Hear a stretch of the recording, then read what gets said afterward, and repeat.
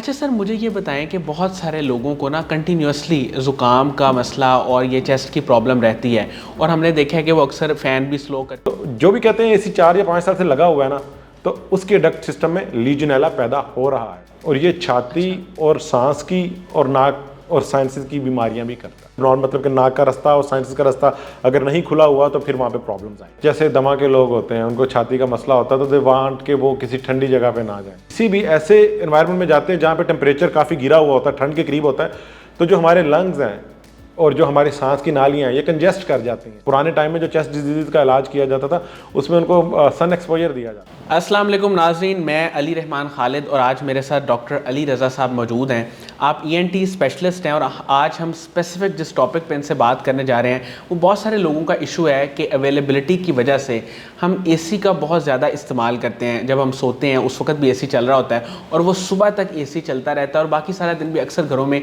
AC चलता रहता है और 16 पे 17 पे 18 पे चलता रहता है।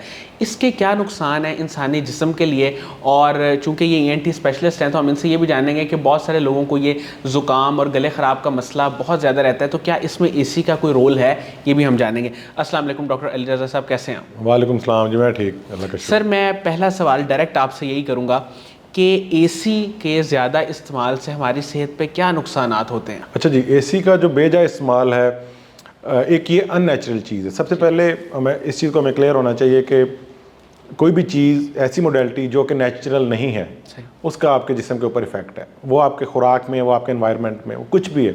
तो वो जैसे हमारा सोशल मीडिया, जैसे हमारा फ़ोन है, एक अननेचुरल चीज़ है, ख़ास हद तक हम इसे इस्तेमाल करते हैं तो ठीक है, अदरवाइज़ इससे भी प्रॉब्लम्स आते हैं। तो AC जो है बेसिकली एयर कंडीशनर जिसे हम यूज़ करते हैं ठंडी जो है हवा के लिए रूम्स में, तो एक बहुत बड़ा इसके साथ जो प्रॉब्लम आता है, जनरली अगर मैं बात करूँ तो जो जैसे हम रात के टाइम इसे इस्तेमाल करते हैं, ये हमारी स्लीप को जो है डिस्टर्ब रखता है और हमारा जो पट्ठों का जो निज़ाम है, मस्कुलर जो सिस्टम, उसे रिलैक्स नहीं होने देता उस तरह।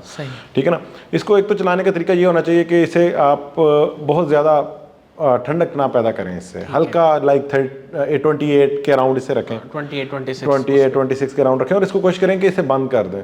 सिर्फ टेम्परेचर आप कमरे का नॉर्मलाइज करें और फिर इसको बंद कर दें।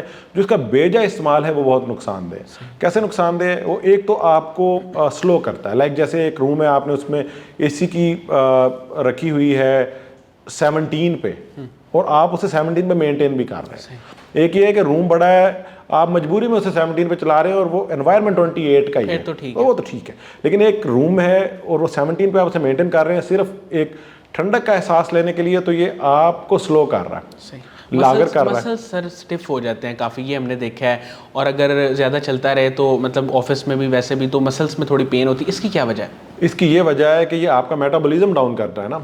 आपका जो लो टेम्परेचर पे आपका सर्दियों में जैसे आप होते हैं, अब बहुत ज़्यादा एक्टिव नहीं होते हैं, आपकी बॉडी का अंदरूनी जो दर्जा हरारत है वो 38 है, 38 डिग्री जो है सेल्सियस है, ठीक है ना, 38.6 टू बी प्रिसाइज। तो इस अगर हम हमारा एक्सटर्नल और इंटरनल एनवायरनमेंट जो विद इन 5 डिग्री रहता है तो हम बेस्ट परफॉर्म कर रहे होते हैं। 38 से नीचे 5, 33 तक या ऊपर 5, तो इसमें हमारी जो है मैक्सिमम वर्किंग होती है। जब इससे ज़्यादा डिफरेंस आता है तो फिर बेचैनी शुरू हो जाती है। अब लाइक आपने अगर रूम 20 पे किया हुआ है, बॉडी आपकी 38 पे, तो 18 डिग्री का डिफरेंस आ गया, तो आप स्लो होंगे, आपको नींद आएगी, आपका दिल करेगा मैं सो जाऊँ, आप जंक खाएंगे, कॉफ़ी पियेंगे, चाय पियेंगे, सारी चीज़ें आपके अंदर जमा हो रही हैं। आप जितना अपने नेचर के करीब रहेंगे आपकी बॉडी उतना ज़्यादा मोबिलिटी में रहेगी। आप देखें, अगर आपके कमरे में आपने AC लगाया और आपके बाहर वाले लिविंग में AC नहीं है तो आप समटाइम वहाँ कंफर्टेबल फील करते हैं, कमर गर्दन नेक में दर्द नहीं हो रही होती है, बेचैनी नहीं हो रही होती है, तो आप समटाइम बाहर आ जाते हैं। सर, इसका फिर तरीक़ाकार क्या होना चाहिए? एक तो आपने ये बताया कि आप उसको 26 या 28 पे रखें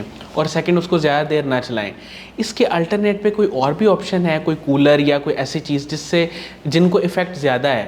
ख़तरनाक इसका क्या इफेक्ट हो सकता है ज़्यादा से ज़्यादा? अच्छा, पहले चीज़ अल्टरनेट पे डिस्कस करते हैं, दूसरा मैं फिर ख़तरनाक पे बात करता हूँ। अल्टरनेट जो है, अगर हम देखें तो अब हमारी कंस्ट्रक्शन का स्टाइल ही चेंज हो गया। सही।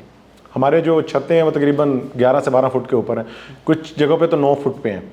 अगर मैं बात करूँ, जब मैं पढ़ता था अपने स्कूल में, तो वहाँ के अभी भी मैं जाके देखता हूँ, it was a government school in backward area, तो डबल इस साइड से 20-20 फुट पे छतें थी। और पुरानी कंस्ट्रक्शन में अगर आप जाते हैं, लोगों के पुराने अगर कहीं पे हवेलियाँ घर हैं तो ऊंचे थे। क्यों? गर्म हवा ऊपर उठती है, फिजिक्स भी यही हमें बताती है। तो वो हवा ऊपर उठ जाती थी, रोशनदान बेइंतहा होते थे, तो जून जुलाई में भी उन्हें बेचैनी नहीं होती, दरख्त ज़्यादा थे। सही। अल्टरनेट तो बहुत है, हमने ख़त्म कर दिए। बिल्कुल। ठीक है ना, हम बाई लॉज ऐसे लिए हैं कि एक घर जो है वो 2 स्टोरी से ऊपर जा नहीं सकते और 1 स्टोरी हमने इतने पे बनानी है, हमारे बनाए हुए लॉ है ना ये। तो आइडियली तो इसे गवर्नमेंट लेवल पे हमें आहिस्ता आहिस्ता इन चीज़ों की तरफ जाना चाहिए। शजरकारी बहुत ज़रूरी है। फिर आप बात करते हैं, अगर आप बात करते हैं एसी को छोड़ के कूलर की, तो कह सकते हैं, लेकिन वो भी एक ख़ास उसकी अपनी लिमिटेशन है, आप उसे नहीं चला सकते। एसी अगर मजबूरी ही है तो फिर उसे कम चलाया जाए, ठीक है ना, सुबह या शाम के औकात में ना चलाया जाए। घरों का स्टाइल ऐसा होना चाहिए कि वो हवादार हों, और अगर छत वेंटिलेशन होनी चाहिए। अगर छत आपके पास अपनी है और कोई इशू नहीं है, उसमें कोई आप पर्दे का इंतज़ाम कर सकते हैं, तो खुली हवा में सोना चाहिए। इवन के अगर आप, लेकिन इसका मतलब ये नहीं कि आप मच्छर से एक्सपोज हो जाएं, नेट से कुछ और है, तो जो ताज़ा हवा में रात की नींद है उसका कोई नेमुल बदल नहीं है। ठीक है ना। एक और चीज़ है जो एसी के साथ है, एक माइक्रोब है जिसे हम कहते हैं लीजियनेला। ये इनकी डक्ट्स में पैदा होता है और ये छाती और सांस की और नाक और साइनसेस की बीमारियां भी करता है। जो लीजियनेला है, LEGIONELL, लीजियनेला, ये एक ऐसा माइक्रोब है कि जो इसकी डक्ट्स में पैदा हो जाता है। ये जुकाम पर्टिकुलरली नहीं, ये छाती की ज़्यादा प्रॉब्लम्स करता है। तो वैसे इनके डक्ट सिस्टम साफ होने चाहिए, लेकिन आप उन्हें इस तरह तो नहीं क्लीन कर सकते कि वो, तो जो भी कहते हैं एसी 4 या 5 साल से लगा हुआ है ना, तो उसके डक्ट सिस्टम में लीजियनेला पैदा हो रहा है, जो कि छाती की बीमारियों का, चाहे उसकी सर्विस भी हुई हो। हाँ जी, फिर भी आप इसे खुद पढ़ सकते हैं। अच्छा सर, मुझे ये बताएं कि बहुत सारे लोगों को ना कंटिन्यूसली ज़ुकाम का मसला और ये चेस्ट की प्रॉब्लम रहती है, और हमने देखा है कि वो अक्सर फ़ैन भी स्लो करते रहते हैं, तो क्या फ़ैन का भी इसमें रोल होता है और एसी का कितना रोल है इसमें? अच्छा, आप ये जो बात कर रहे हैं, एक तो नाक की बात है इसमें, साइंसेस की, साइंसेस जहाँ पे भी आपके एनवायरनमेंट में कोई भी पोल्यूटेंट होगा वहाँ पे इन्फेक्ट होंगे, ख़राब होंगे। अगर आपकी गुफ्त मुदाफ़त अच्छी नहीं है या एरेटेड नहीं है, वो कोई स्ट्रक्चरल ब्लॉन्ड, मतलब कि नाक का रास्ता और साइंसेस का रास्ता अगर नहीं खुला हुआ, तो फिर वहाँ पे प्रॉब्लम्स आएंगे। ठीक है। जो बात है छाती की, या आपने फ़ैन की बात की है, जैसे दमा के लोग होते हैं, उनको छाती का मसला होता है, तो दे वांट के वो किसी ठंडी जगह पर ना जाएँ। ये उनका रिस्पॉन्स है, क्योंकि वो ये फील करते हैं। होता यह है कि जब हम किसी भी ऐसे एनवायरनमेंट में जाते हैं जहाँ पे टेम्परेचर काफ़ी गिरा हुआ होता है, ठंड के करीब होता है, तो जो हमारे लंग्स हैं और जो हमारी सांस की नालियाँ हैं, ये कंजेस्ट कर जाती हैं। सादे अल्फाज में इनमें से फ्लूइड निकलता है। ठीक है ना। जैसे निमोनिया भी, जिसकी वर्स्ट फॉर्म जो है वो निमोनिया है।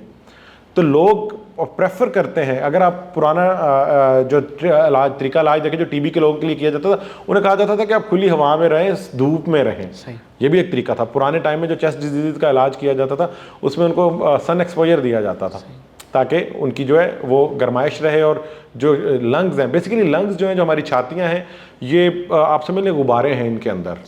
ठीक है ना। और गुब्बारे हैं तो उनमें नमी भी है, वो नमी है तो वहाँ पे ऐसा एनवायरनमेंट है कि कोई भी बैक्टीरिया या चीज़ ऐसी ग्रो कर सकती है। सर, हमारे जो पुराने लोग थे उनमें ये चीज़ हमने बड़ी कॉमन देखी है कि वो थोड़े से एक्सट्रीम एनवायरनमेंट पे जाके फिर कोई कूलेंट का या इस तरह की चीज़ें इस्तेमाल करते थे। जब मौसम चेंज हो रहा होता था, फ़ौरन से हम तो फ़ैन ऑन कर लेते हैं, एसी चला लेते हैं, लेकिन वो ऐसा नहीं करते थे। वो जब थोड़ा सा ज़्यादा चेंज होता था तब जाके चीज़ों का इस्तेमाल करते थे।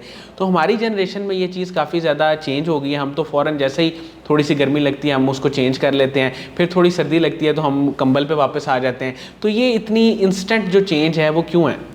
आदत है, हमने आदत बना ली है। अगर मैं बात करूं कि जब मेरे फादर, वो बताते हैं कि वो 8वीं क्लास में थे, 8वीं जमात में, जब उनके घर में पंखा या बल्ब लगा, तो वो पहली जो उनकी उम्र के जो हैं कोई 10-12 साल ऐसे थे ना कि जिसमें वो बगैर पंखों के रहे तो कोई प्रॉब्लम नहीं हुआ।